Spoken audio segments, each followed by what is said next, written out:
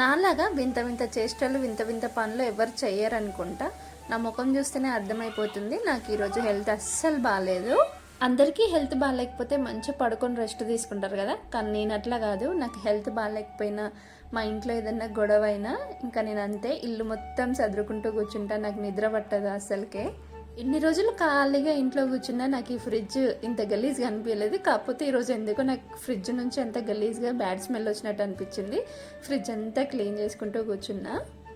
నాకు హెల్త్ బాగాలేకపోతే మా ఇంట్లో ఎవరైనా పట్టించుకోరో పక్కకు పెడితే, నా కొడుకు మాత్రం ప్రతి 10 నిమిషాలకి అమ్మ హెల్త్ ఎలా ఉంది అని అడుగుతూ ఉంటాడు. ఫ్రిడ్జ్తో పాటు ఈరోజు నాకు కిచెన్ కూడా డీప్ క్లీన్ చేసుకోవాలి అనిపించింది. ఇంకా కిచెన్ కూడా క్లీన్ చేసుకున్నా. ఫ్రిడ్జ్ చూసారా ఇప్పుడు ఎంత నీట్గా ఉందో. ఇంకా ఈ మధ్యలో ఒక చిన్న బర్త్డే పార్టీకి కూడా వెళ్ళేసి వచ్చినాం అనమాట.